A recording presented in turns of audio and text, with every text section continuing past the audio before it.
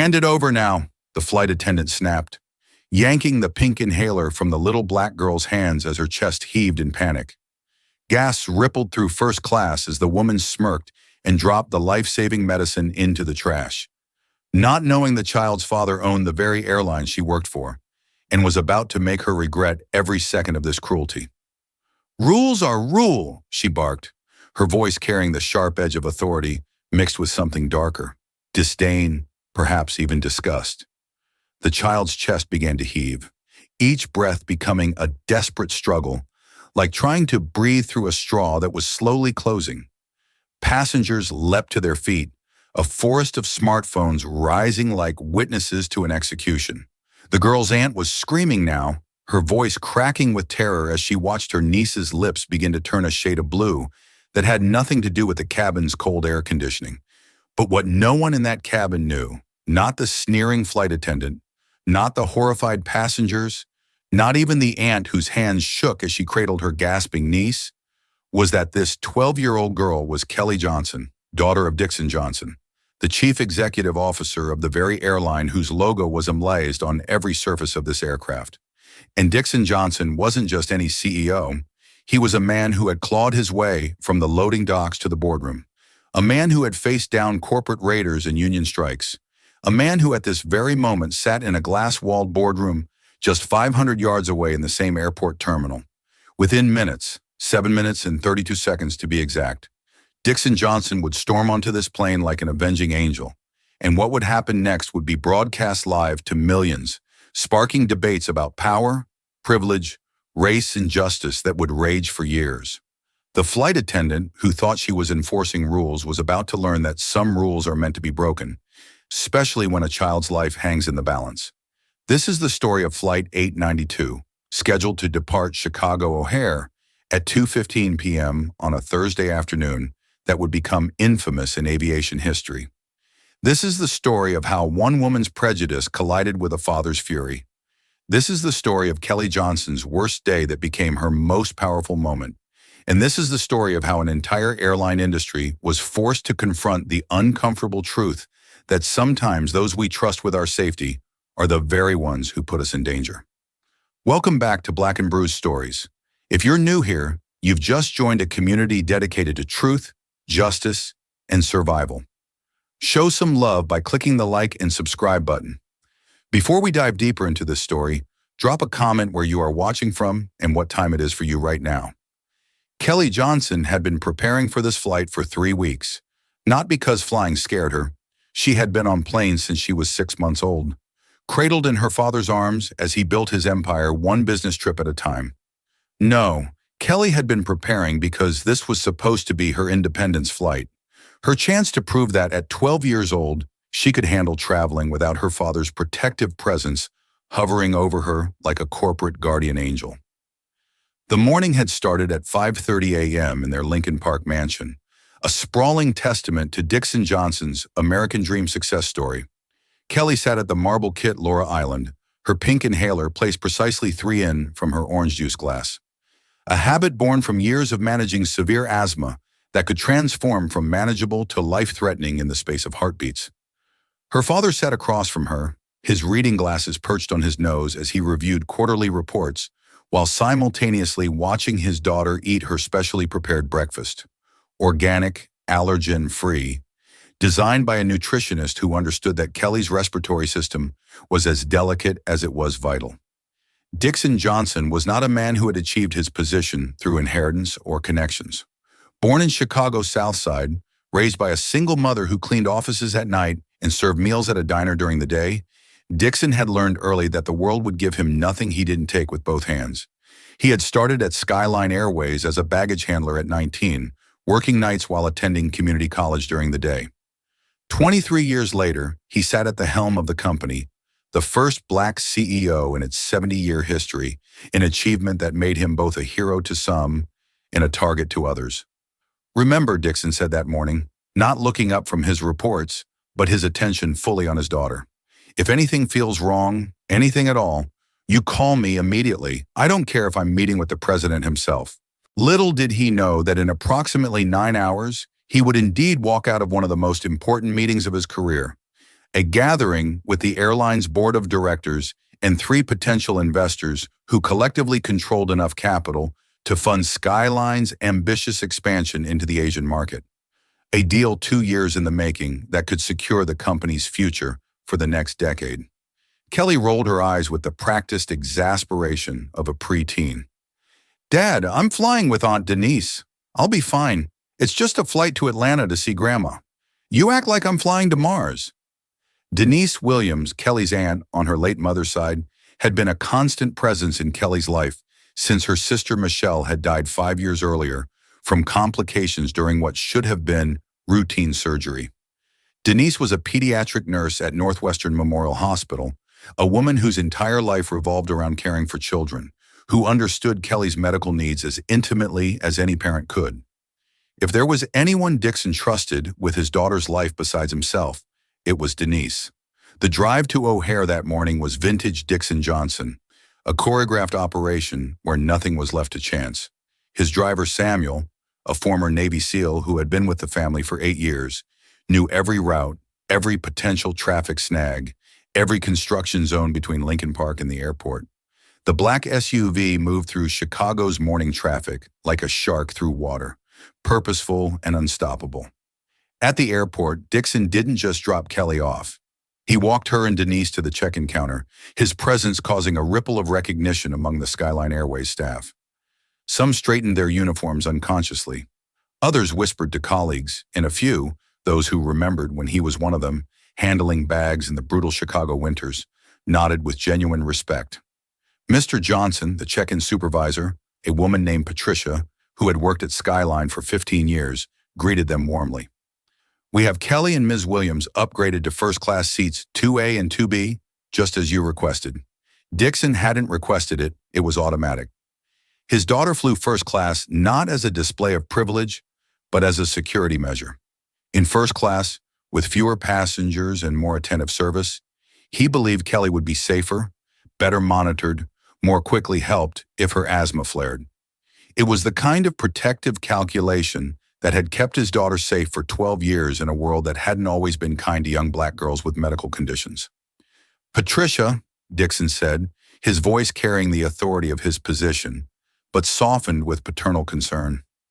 "Kelly has severe asthma. Her inhaler needs to be with her at all times. Make sure the crew knows."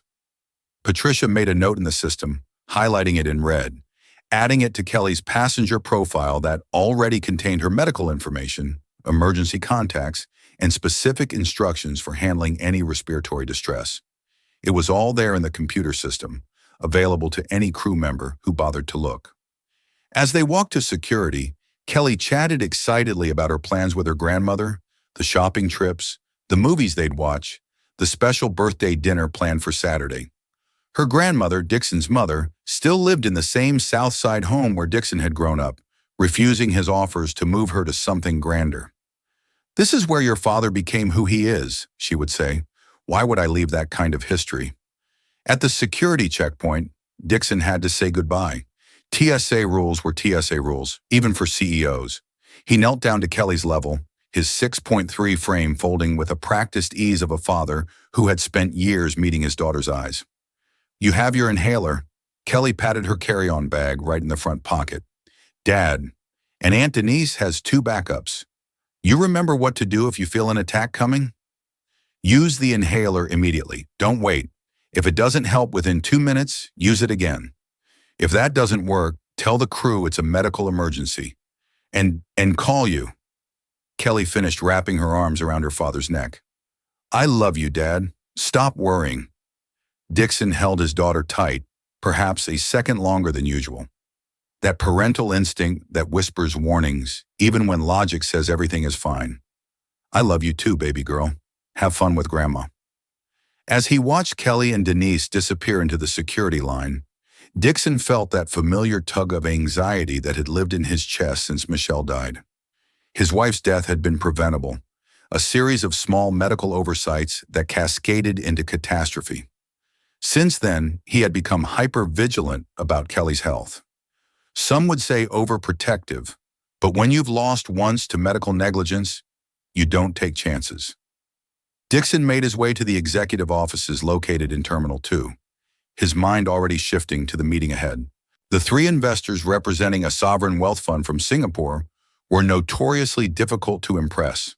They had options, other airlines courting them, and Dixon needed to present Skyline Airways not just as a profitable investment, but as a transformative opportunity in American aviation.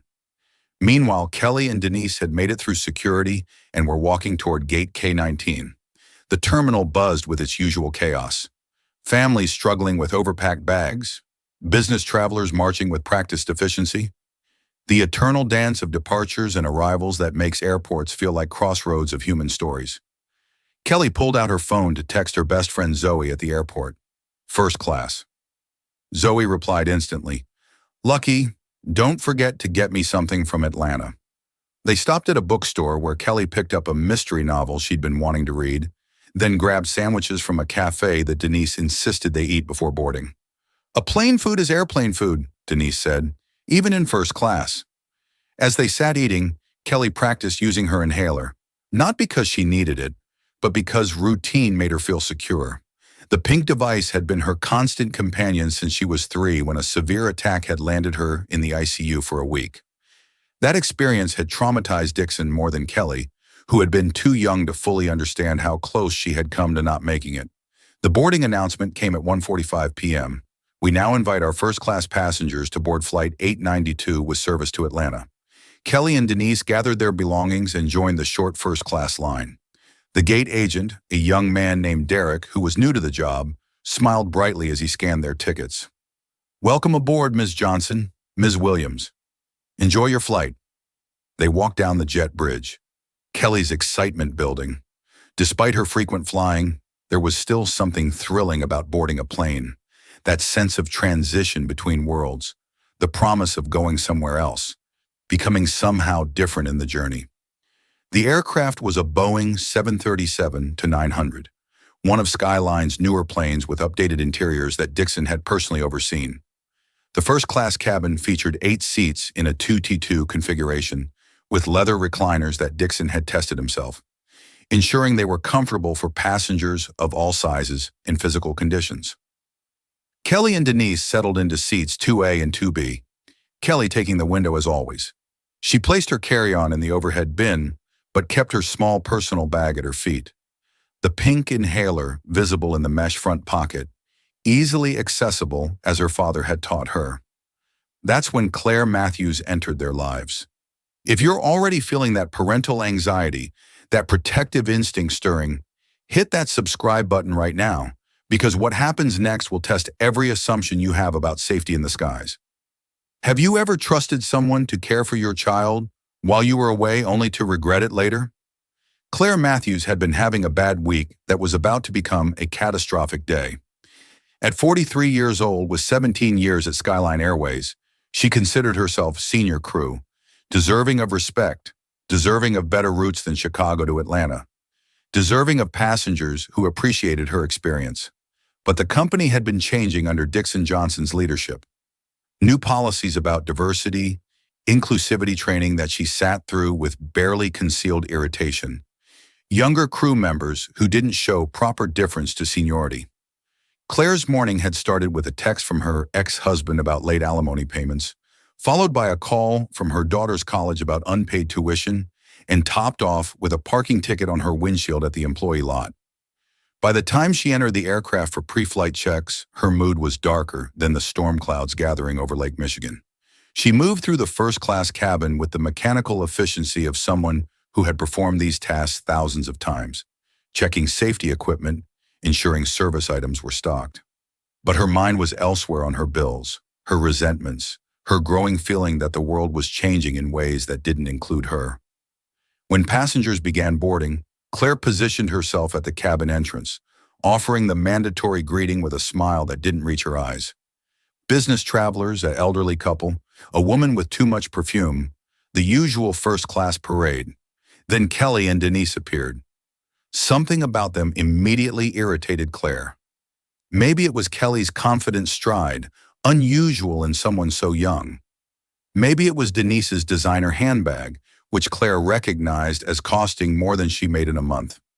Maybe it was simply that they were black women in first class?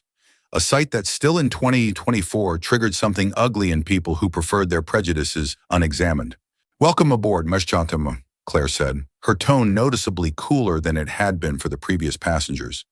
Kelly, absorbed in adjusting her seatbelt and organizing her space, didn't notice, but Denise did.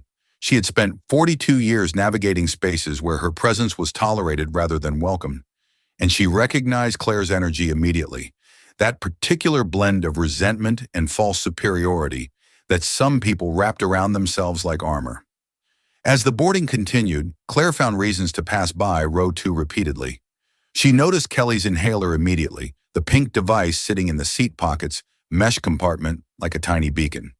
Medicine in plain sight, a violation of federal regulations. Or so Claire would later claim, though no such regulation existed. 20 minutes before scheduled departure, after the cabin door had closed and the safety demonstration was about to begin, Claire made her move. She approached row 2 with the purposeful stride of someone about to correct a grave error. "Excuse me," she said, focusing on Kelly while deliberately avoiding eye contact with Denise. "You can't have that out during the flight." Kelly looked up from her book, confused. "Have what?" Claire pointed at the inhaler with one French manicured finger. "That medication. It needs to be properly stored." "It's just my inhaler," Kelly explained, her voice carrying the patient tone of someone who had explained this many times before. "I have asthma. I need it accessible." Claire's face hardened. There was something about Kelly's tone, polite but assured, the voice of a child who had been raised to advocate for herself, that Claire interpreted as disrespect. How dare this child speak to her as an equal? "I don't care what it is," Claire said, her voice rising slightly, drawing attention from nearby passengers. "Regulations are regulations. You can't have drugs out in the cabin. Hand it over." The word drugs hung in the air like an accusation. Several passengers turned to watch that instinctive rubbernecking that happens when conflict erupts in confined spaces. Denise intervened, her professional training as a pediatric nurse lending authority to her voice. "Ma'am, that's not drugs. It's a prescribed medical device. She has severe asthma. She needs it accessible at all times." Claire turned to Denise with a look that could have frozen jet fuel. "Ma'am, I don't tell you how to do your job. Don't tell me how to do mine. Federal aviation regulations are clear. They weren't clear because no such regulation existed. What did exist was Claire's growing anger at being challenged, her need to assert authority, her deep-seated belief that certain people didn't belong in certain spaces and needed to be reminded of their place. "Show me the regulation," Denise demanded, pulling out her phone. "I'll look it up right now." Claire's face flushed red. "Are you threatening me? Are you refusing to comply with crew member instructions? Because that's a federal offense." The cabin had gone quiet now. That peculiar silence that falls when everyone is pretending not to watch while watching intently. A businessman in 3B had discreetly started recording on his phone. A flight attendant named Jennifer, younger and newer to the job, watched from the galley with a growing alarm. Kelly, meanwhile, had begun to feel the familiar tightening in her chest that preceded her anxiety-triggered asthma attacks. Conflict was one of her triggers and had been ever since she was young. Her breathing quickened slightly and instinctively. Her hand moved toward her inhaler. Claire saw the movement and acted with shocking speed. Her hand shot out, grabbing the inhaler from the seat pocket before Kelly could reach it. The violence of the motion, sudden, aggressive, invasive, sent gas through the cabin. "No!" Kelly cried out, reaching for her inhaler. "Please, I need that." But Claire had already turned away, walking toward the galley with the inhaler held like a trophy. "You'll get it back when we land if you behave. If you behave." The words dripped with condescension, with barely veiled racism, with the kind of power trip that corrupts small people given small authority. Denise was on her feet immediately. "You give that back right now. She has a medical condition. I'm a nurse, and what you're doing is endangering a child." Claire wheeled around, her face contorted with rage that seemed disproportionate to the situation. "Unless you understood that this wasn't about an inhaler. This was about control, about putting people in their place, about maintaining hierarchies that were crumbling everywhere, except in spaces where people like Claire could still enforce them. Sit down or I'll have you arrested when we land. Claire shouted. "I've had enough of your attitude." "My attitude?" Denise's voice rose to match Claire's. "You just stole medication from a 12-year-old child." Jennifer, the younger flight attendant, stepped forward hesitantly. "Claire, maybe we should stay out of this, Jennifer," Claire snapped. "I'm a senior crew member. I make the decisions here." She then did something that would be replayed millions of times in the coming days, something that would become the defining image of corporate cruelty and racial bias. She walked to the galley trash bin and, making sure Kelly could see her, dropped the pink inhaler into the garbage with theatrical deliberateness. "There," she said, brushing her hands together as if contaminated. "Now we can have a peaceful flight." Kelly's breathing was becoming audible now, that wheezing sound that anyone familiar with asthma recognizes as the beginning of serious trouble. Her hand clutched at her chest, her eyes wide with the particular terror of not being able to breathe. "She's having an attack."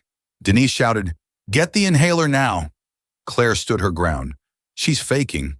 They always do when they don't get their way." The pronoun hung in the air, loaded with centuries of assumptions and prejudices. A woman in 1A, a doctor named Sarah Laura, who had been watching with growing horror, stood up. "I'm a physician. That child is in respiratory distress. She needs her medication immediately." Claire looked at Dr. Laura with barely concealed contempt. Another passenger who didn't know her place. "Unless you're an aviation medical officer, your opinion is irrelevant. Sit down." The businessman in 3B, Robert Thompson, was now openly recording, his phone held high. "This is insane," he said loudly. "You're endangering a child over a power trip." More phones came out. The cabin erupted in a chorus of passenger interventions. "Give her the medicine. What's wrong with you?" "She's just a kid. This is criminal." But Claire had passed the point of rational thought. In her mind, she was surrounded by enemies, by people who didn't respect authority, by passengers who needed to learn that, on this aircraft, she was in charge. "Everyone sit down and be quiet or this plane doesn't move," she announced, her voice cracking with hysteria.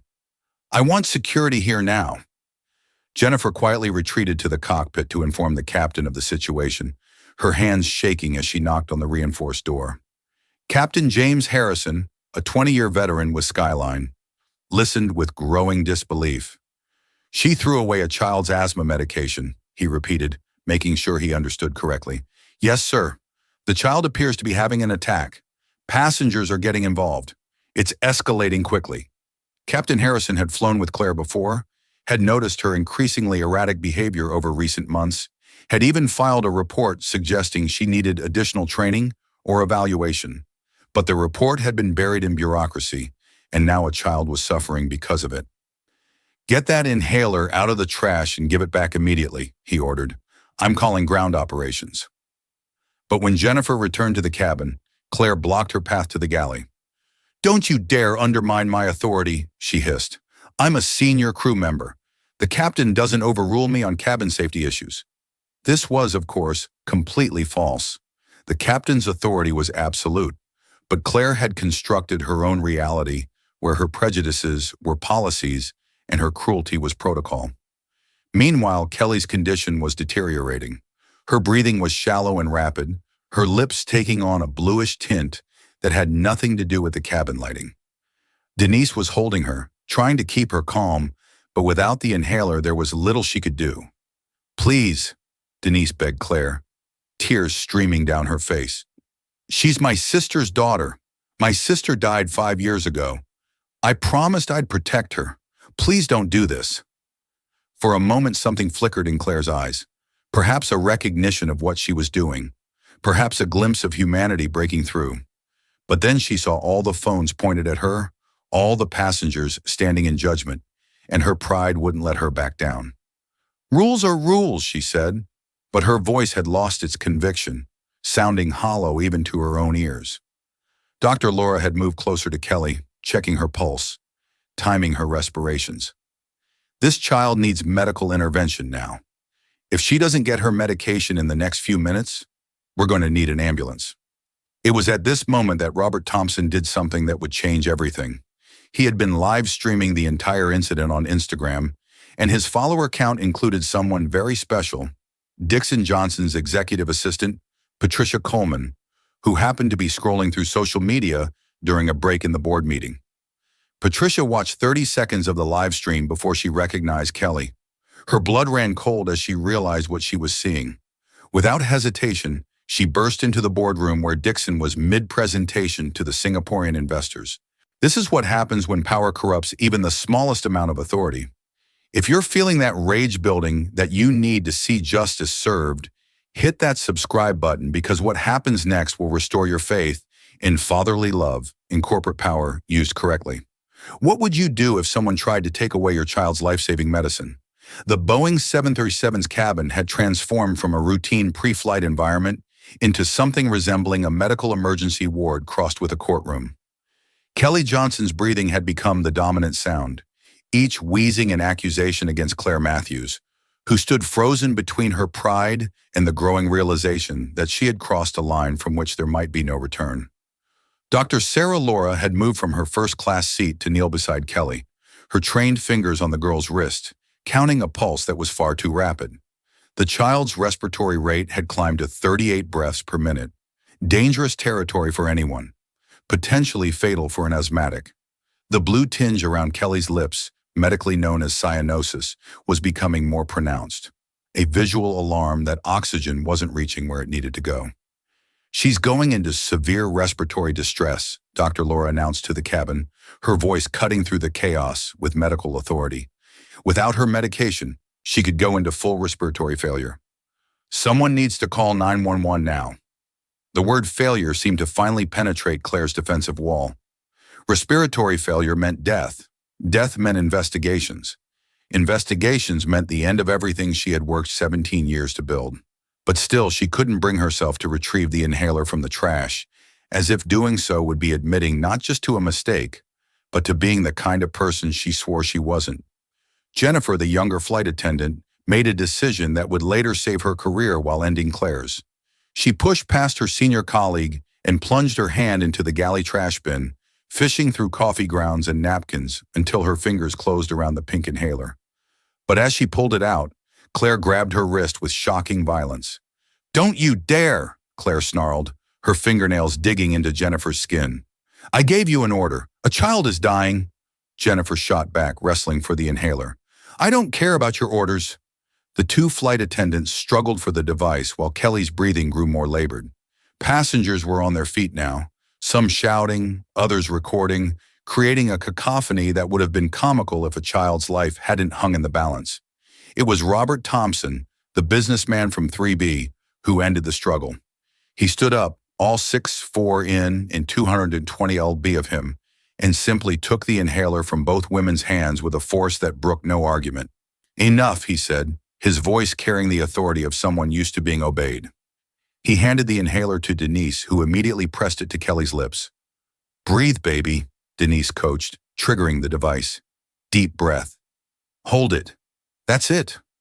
The medicine dispersed into Kelly's lungs, but the damage had been done. The attack had progressed too far. The inflammation too severe for a single dose to reverse. Kelly needed a second dose, then a third. Each one providing marginal improvement, but not the dramatic relief that would have come if she'd been able to use it at the first sign of trouble. Claire stood watching her face, a mask of conflicting emotions, anger at being overruled, fear at what she had done, and something else, something uglier. Disappointment that the child was recovering, that there wouldn't be proof she had been faking. Captain Harrison's voice crackled over the intercom. "Ladies and gentlemen, we're returning to the gate due to a medical emergency. Please remain in your seats." The plane, which had been pushed back from the gate but hadn't yet begun taxiing to the runway, started its slow journey back. Through the windows, passengers could see emergency vehicles converging on their gate. An ambulance, airport security, and unmarked SUVs that suggested this was becoming more than just a medical incident. What no one in the cabin could see was the storm brewing 500 yards away in Terminal 2's executive boardroom. Patricia Coleman had connected her phone to the conference room's main screen, projecting Robert Thompson's live stream for everyone to see. The Singaporean investors watched in horror as Kelly struggled to breathe, while a Skyline Airways flight attendant stood by with crossed arms, refusing to help. Dixon Johnson stood perfectly still for exactly 3 seconds. the longest 3 seconds of Patricia's life. Then he moved with a speed that belied his 51 years, grabbing his suit jacket and heading for the door. Mr. Johnson, one of the investors, called out. The presentation, Dixon turned, and something in his eyes made the investor step back. That's my daughter, he said, his voice deadly quiet. My 12-year-old daughter who that woman just tried to kill. This meeting is over. He didn't run through the terminal. Dixon Johnson never ran. He walked with a purposeful stride of a predator, his phone pressed to his ear as he called the head of airport security, the head of operations, the head of everything and everyone who stood between him and his daughter. Flight 892, Gate K-19. Nobody leaves that plane until I get there, he commanded into his phone. And I want every second of security footage from that gate and that aircraft. Every second. Back on the plane, Kelly's breathing had stabilized somewhat, though she remained in what Dr. Laura classified as moderate distress. The child could breathe, but each breath required effort, her accessory muscles working overtime to pull in oxygen.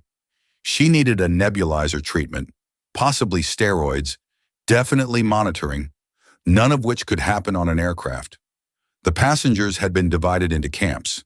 Most stood firmly with Kelly and Denise, offering water, support, and promises to testify to what they had witnessed. But a very few, sided with Claire, mumbling about rules and authority, and how people these days don't respect proper procedures. One such passenger, an older man named Frank Harrison, no relation to the captain, made the mistake of saying loud enough for others to hear. The crew was just doing their job. These people always make everything about race. The cabin went silent. Even Claire looked uncomfortable. Robert Thompson turned to Frank with an expression that could have curdled milk.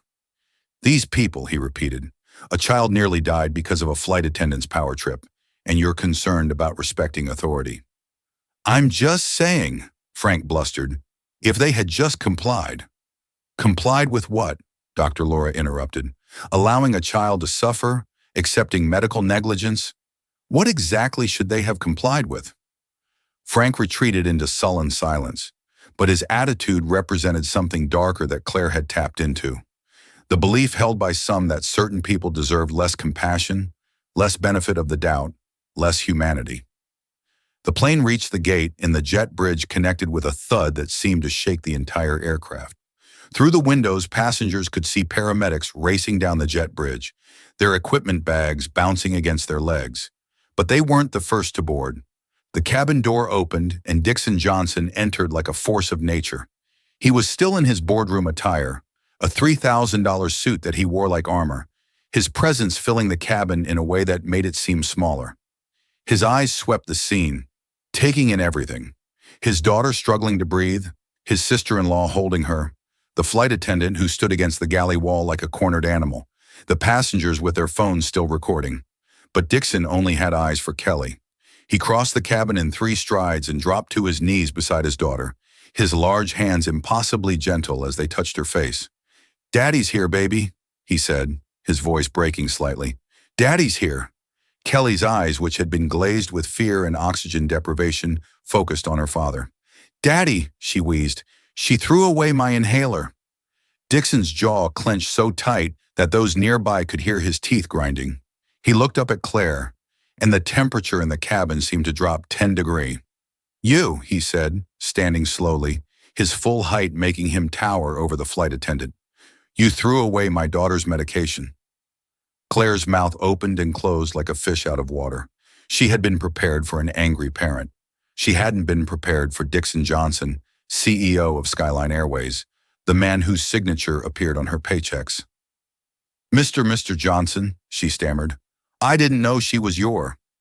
"So, if she wasn't my daughter, would it have been acceptable?" Dixon's voice was dangerously quiet. "If she was just another black child, throwing away her inhaler would have been appropriate. That's not what I was following protocol." "What protocol?" Dixon demanded. "Show me the regulation. Show me the rule that says you can confiscate and destroy a child's prescribed medical device." Claire fumbled for an answer, but there was none. There had never been a rule. There had only been her prejudice, her power trip, her decision that this child didn't deserve the same consideration she would have given to someone who looked like her own daughter. The paramedics had boarded now, immediately beginning their assessment of Kelly. One of them, a young woman named Katie, looked at the inhaler and then at Claire with barely concealed disgust.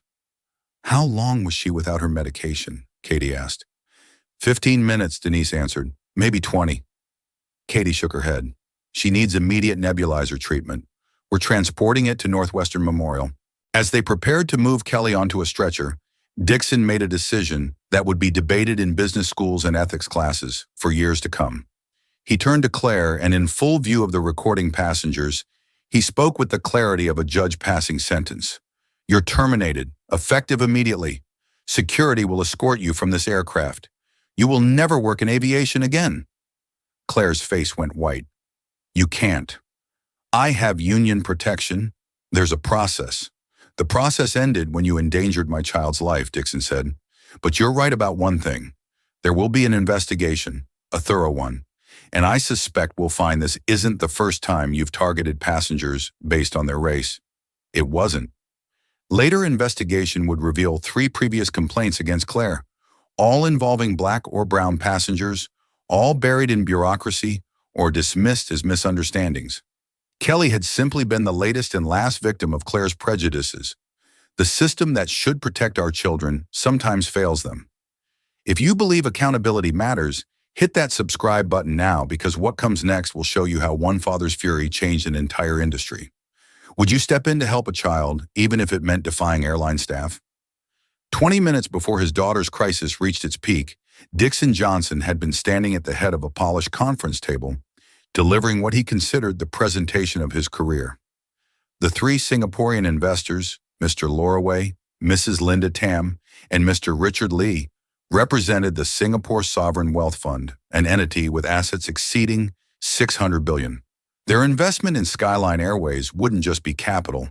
It would be validation that Dixon had transformed a regional American carrier into a global player worthy of international partnership. The presentation had been 18 months in preparation. Dixon had personally overseen every slide, every projection, every detail that would convince these notoriously conservative investors that Skyline Airways was the future of aviation. He spoke about route optimization, fuel efficiency improvements, and customer satisfaction metrics that had increased 40% under his leadership.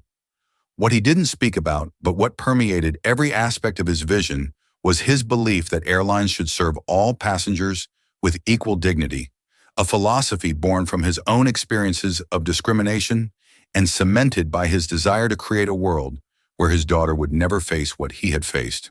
Patricia Coleman, his executive assistant for the past 7 years, sat in the corner of the boardroom, ostensibly taking notes, but actually managing the constant stream of communications that followed a CEO everywhere.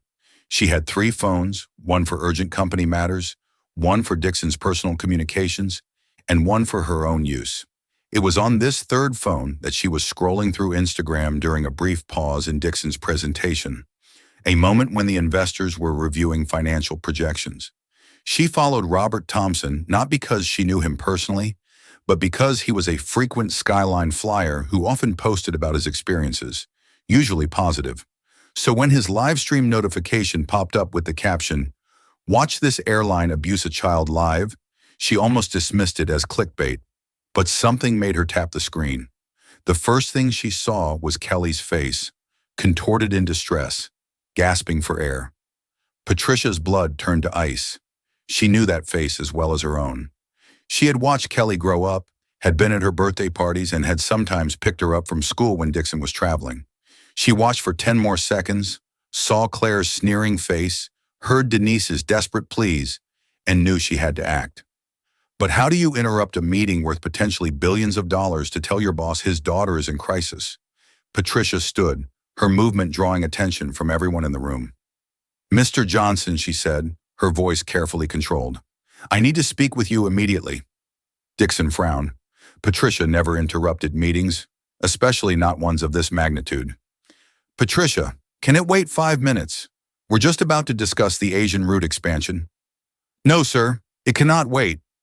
Something in her tone made Dixon excuse himself. They stepped into the hallway and Patricia held up her phone. Kelly's in trouble on her flight. You need to see this. Dixon took the phone and watched his daughter gasping for breath while a flight attendant stood by with crossed arms. The transformation in his demeanor was instant and terrifying. The polished CEO vanished, replaced by something primal, protective, and dangerous. He handed the phone back to Patricia and re-entered the boardroom. The investors looked up expectantly, perhaps thinking he would apologize for the interruption and continue instead. Dixon began putting on his suit jacket.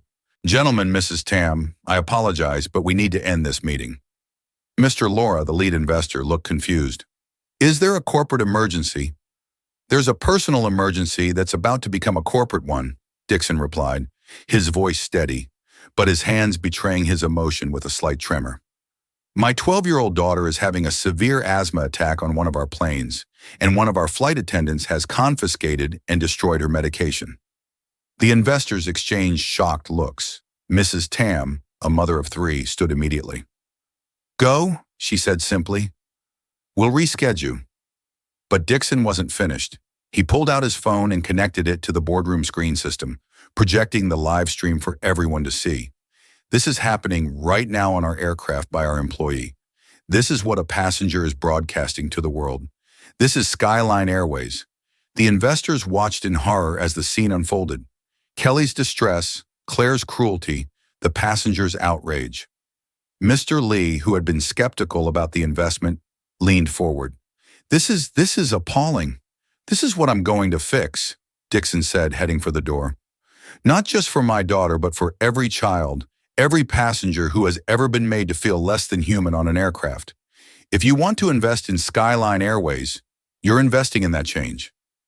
He left without waiting for a response, Patricia hurrying to keep up with his long strides. As they moved through the executive offices, Dixon barked orders with military precision. Get me Jack Harrison from security. Tell him to lock down that aircraft. Get me the head of crew resources. I want Claire Matthews' entire employment history. Get me legal. We're going to need them. Get me a car to the gate. Now Patricia managed all of this while practically jogging, her fingers flying across her phone screens. Within 90 seconds, she had set in motion a corporate response that would be studied in crisis management courses for decades. But Dixon wasn't relying solely on corporate machinery. He called his personal attorney, Michael Sterling, a man who had helped build Dixon's empire and protected it from corporate raiders, regulatory challenges, and competitive threats. Michael, someone just tried to kill my daughter. What? I'll have police on one of our planes. A flight attendant. It's being live-streamed. I need you to preserve everything. Every video, every witness statement, every piece of evidence on it. Dixon, from a legal standpoint, you need to be careful how you handle. I'm going to handle it like a father, Michael. You handle it like a lawyer. The car, a black SUV with airport security credentials, was waiting outside Terminal 2. Dixon climbed in and the driver, recognizing the crisis, activated emergency lights and sirens. They covered the distance between terminals in under 3 minutes, a journey that would normally take 10. As they drove, Dixon watched the live stream on his phone. He saw Robert Thompson take the inhaler from Claire and Jennifer. He saw Denise administer the medication. He saw his daughter's marginal improvement, and he heard Claire's words. She's faking. They always do when they don't get their way. That single word encapsulated everything Dixon had fought against his entire life. Every job he didn't get because of his name. Every promotion was delayed because of his skin color. Every achievement was questioned because surely someone like him couldn't have earned it legitimately. And now they included his daughter, his baby girl, reduced to a stereotype by someone who had the power to kill her through negligence and prejudice. The SUV screeched to a halt at Gate K-19. Airport security had already cordoned off the area, keeping back the growing crowd of passengers and media who had somehow already gotten word of the unfolding drama. Dixon didn't run. He strode through the security line like Moses parting the Red Sea, his presence making security guards step aside without being asked. Down the jet bridge, he could hear the commotion from the aircraft. Voices raised, someone crying, the electronic beep of medical equipment. Each step felt both too fast and too slow. urgency fighting with dread about what he might find when he entered the aircraft. The scene that greeted him would be burned into his memory forever. His daughter on a stretcher, an oxygen mask over her face, her small hand clutching Denise's like a lifeline. The paramedics worked with quiet efficiency. The passengers were standing witness, and Claire Matthews pressed against the galley wall, looking like she finally understood the magnitude of what she had done. But before Dixon could even reach Kelly, before he could confront Claire, before he could do anything, his phone rang. The caller ID showed something that made even Dixon Johnson pause. The White House. When power meets purpose, when a father's love confronts systemic prejudice, mountains move. If you need to see justice served, hit that subscribe button because what happens next will redefine corporate accountability. If you were in Dixon's shoes, would you walk away from $1 billion meeting for your child? The President of the United States was calling, but Dixon Johnson let it go to voicemail. There would be time for explanations to the White House. The President had recently appointed Dixon to the National Aviation Safety Board, and this incident would certainly require discussion. But right now, only one thing mattered. Kelly Dixon knelt beside the stretcher where his daughter lay. Her breathing still labored despite the oxygen mask. The paramedics had started in 4, preparing to administer steroids that would help reduce the inflammation in her airways. Kelly's eyes, those same warm brown eyes she had inherited from her mother, found his face. "I was brave, Daddy," she whispered through the mask. "I didn't cry until she threw it away." "You were braver than brave, baby girl," Dixon said, his voice thick with emotion. "Braver than anyone should have to be." He stood then slowly, deliberately, and turned to face Claire Matthews. The cabin fell silent, even the passengers who had been recording lowering their phones out of respect for what felt like a moment of reckoning. Claire tried to speak first, perhaps thinking she could explain, justify, minimize. "Mr. Johnson, I had no idea she was your sound." Of the slap echoed through the cabin like a gunshot. Dixon's hand had moved so fast that most people didn't see it, only heard the impact as his palm connected with Claire's cheek. She staggered backward, her hand flying to her face, her eyes wide with shock. The cabin erupted.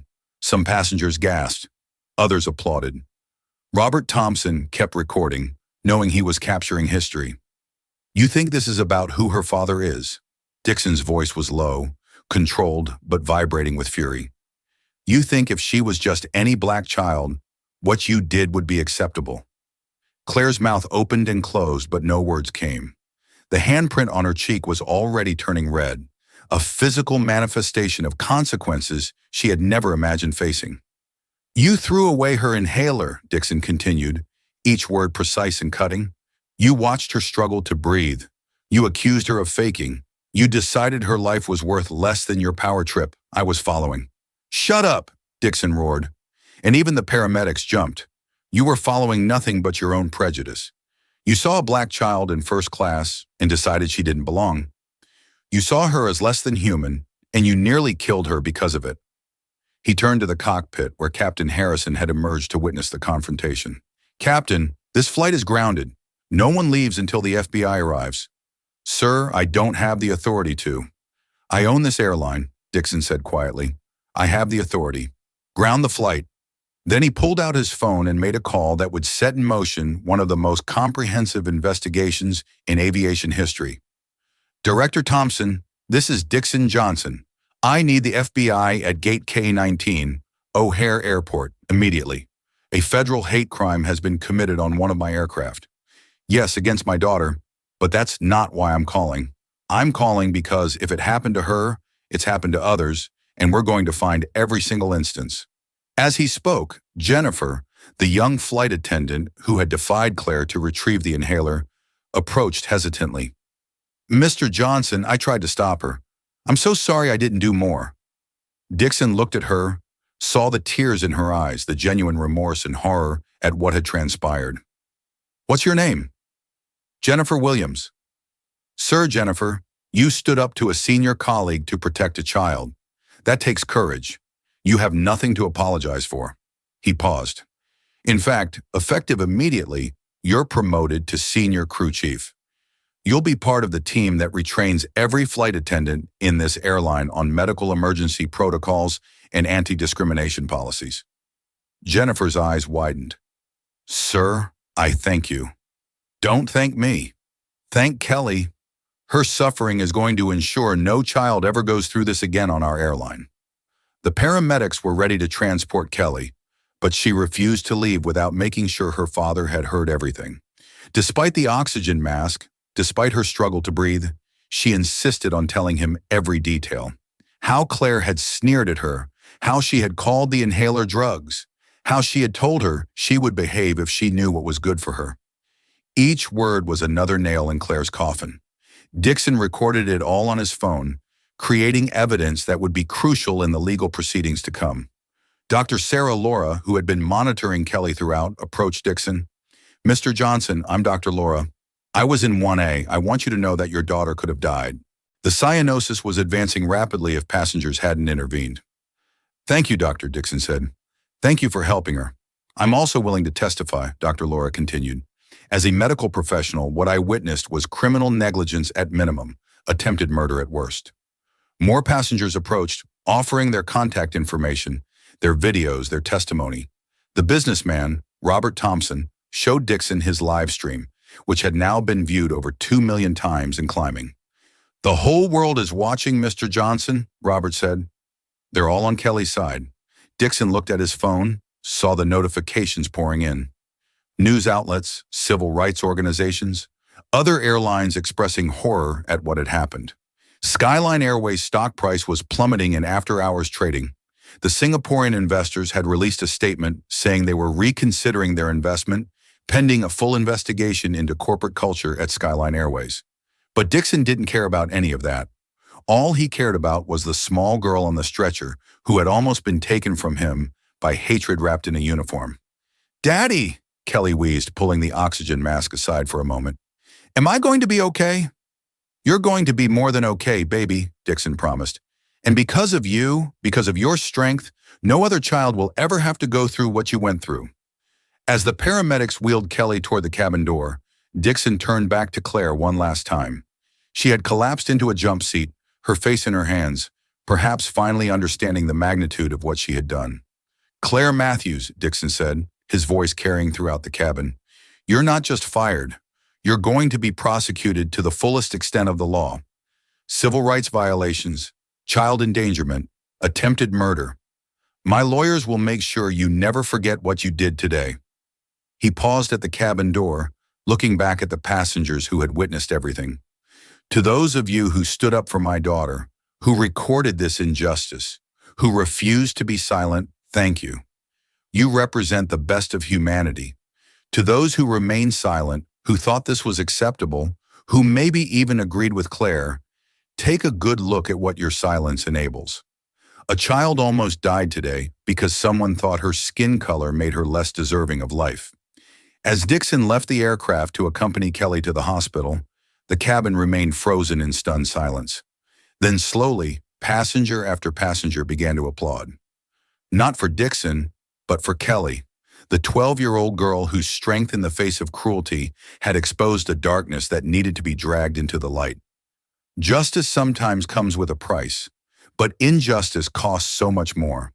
If you believe that standing up to discrimination matters, hit that subscribe button and share Kelly's story, because silence is complicity. Do you think Dixon was right to act physically, or should he have handled it differently? Northwestern Memorial Hospital's pediatric emergency department had seen its share of high-profile patients, but the arrival of Kelly Johnson created a unique convergence of medical emergency, media spectacle, and social justice reckoning. Within an hour of the ambulance's arrival, the hospital was surrounded by news vans, protesters holding signs reading "Justice for Kelly," and a growing crowd of supporters who had followed the live stream and felt compelled to bear witness. Inside the emergency department, Kelly was receiving the treatment she should have had access to on the plane.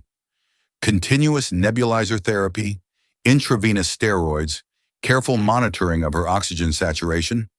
Her levels had been dangerously low upon arrival, confirming Dr. Laura's assessment that she had been minutes away from complete respiratory failure. Dixon hadn't left her side, his large hand holding her small one. his presence a protective barrier against the chaos swirling outside. Denise sat on Kelly's other side, still shaken by how close they had come to catastrophe. Mr. Johnson, Dr. Elizabeth Morgan, the attending physician, addressed him after reviewing Kelly's test results. Your daughter experienced what we classify as a severe, life-threatening asthma attack. The delay in medication administration caused significant airway inflammation. If she hadn't received her inhaler when she didn't need to finish. Dixon understood. Claire Matthews had nearly murdered his child through prejudice and negligence. Within 3 hours of the incident, the video had been viewed over 50 million times across various platforms. Is she justice for? Kelly was trending globally. Celebrities, politicians, and public figures were weighing in. The President of the United States, whose call Dixon had finally returned, issued a statement.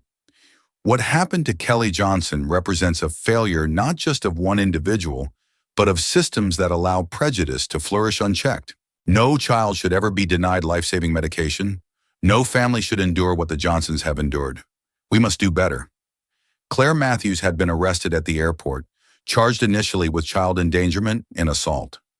As the FBI investigation deepened, more charges were added. Violation of civil rights, conspiracy to commit bodily harm, and when they discovered she had prevented Jennifer from retrieving the inhaler, even after the captain's orders, insubordination and violation of federal aviation regulations. Her mug shot, tear-streaked, disheveled, the red mark from Dixon's slap still visible on her cheek became the image that defined the incident. News outlets ran it beside Kelly's school photo, the contrast stark and damning. But Claire wasn't the only one facing consequences. The FBI investigation triggered by Dixon's call uncovered a pattern of discrimination at Skyline Airways that went beyond one rogue flight attendant. 3 other crew members had similar complaints that had been inadequately addressed. 2 ground staff had been relocated after reporting discriminatory behavior. Kelly, recovering in the hospital, became an inadvertent civil rights icon. Cards and gifts poured in from around the world. Children with asthma shared their stories of discrimination and fear. Parents of Black children shared their terror that their kids might face similar situations without a powerful father to protect them. Kelly's story isn't just about one incident. It's about every child who has been made to feel less than human, every parent who has had to fight for their child's basic rights, every moment when prejudice nearly costs a life. If you believe in justice, in change, in the power of truth to overcome hatred, hit that subscribe button and share this story, because Kelly is right. We all deserve to fly. Final question. What message would you send to airlines about putting rules above a child's?